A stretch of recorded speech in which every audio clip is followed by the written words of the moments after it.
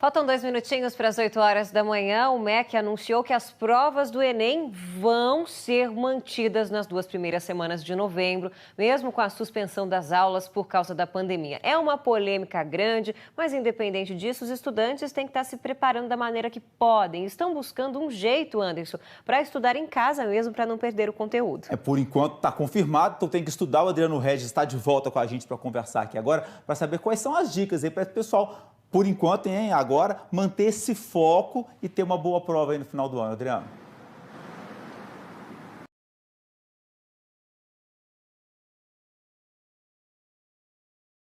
Lá, cercado por muitas polêmicas, afinal estamos falando de uma das principais avaliações na vida de qualquer estudante. Aí, para falar um pouquinho sobre as dicas para esse Enem, que deve acontecer mesmo, de fato, no próximo mês de novembro, está ao vivo com a gente o professor Luiz Carlos Primandade. Ô, professor, muito bom dia.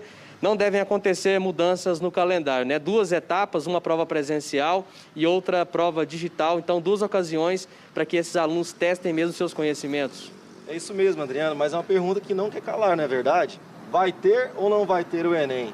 Em conversa com alguns professores do Brasil inteiro, inclusive com o professor Ives Urquiza, que tem quase 500 mil inscritos no canal, nós debatemos ontem justamente essa questão. E ele fez uma pesquisa na internet onde 100% dos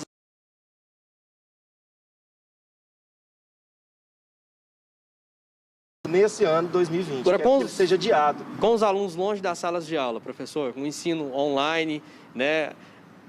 Professores e alunos estão tendo que se reinventar. Quais as dicas? Esse processo não estaria ficando menos democrático do ponto de vista da concorrência? Justamente pensando nessa democratização da educação, que alguns professores da Secretaria Estadual do Estado de Goiás estão fazendo aulas ao vivo, via canal de televisão e rádio, para que os alunos que não têm acesso à internet tenham uma complementação.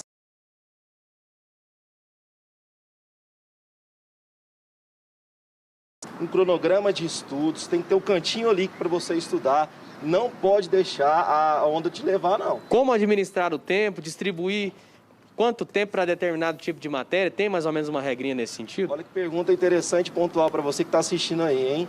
O mesmo horário que você seguia na sua escola, você pode tentar adequar ele para a sua realidade do seu dia a dia. Mas levanta, tira aquela remela do olho, pega o livro didático, pega o conteúdo que o professor já passou, revisa, mesmo aquele que não tem internet, liga para o amigo, liga para mim, entra em contato que a gente vai te ajudar a fazer o Enem 2020, caso ele não mude. No próprio dia a dia tem até um intervalo, né, professor, entre as aulas. É interessante respeitar, mas não abusar dos intervalos, tentar cuidar da alimentação. Pegou o intervalo, quer assistir uma Netflix, assistir aqui um vídeo, um filme, adequa ao conteúdo. O que de biologia, de física, eu consigo adequar a esse filme que eu estou assistindo. Então tem que ter o horário de intervalo, o horário de lanche, de almoço, importantíssimo a saúde mental e física do estudante nessa hora. Em relação a esse preparo, professor, tem um caminho para aqueles que ainda estão um pouco perdidos? Eu tenho que começar a focar mais nas matérias que eu estou com mais dificuldade, revisar mais os conteúdos que eu tive mais facilidade para aprender?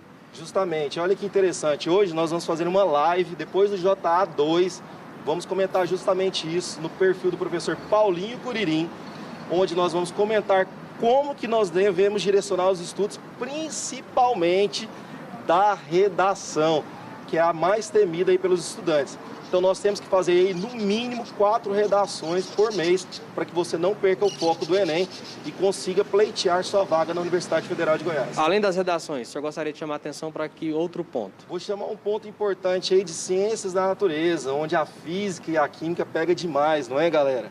E aí você não tem acesso àquele professor, fica difícil tirar aquela dúvida.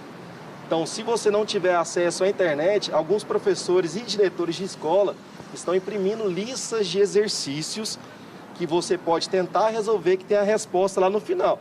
Mas cuidado, não vai olhando a resposta não, que senão vai induzir você ao erro. Tenta fazer certinho em casa, com calma, com paciência, que vai ser sucesso. Professor Luiz Carlos Primandade, muito obrigado por esse bate-papo. Foi praticamente uma aula. Que saudade que deu de voltar para a sala de aula, hein, professor?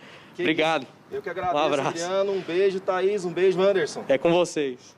Saudade de uma sala de aula, né, meu filho? Obrigado aí pela participação, Adriano.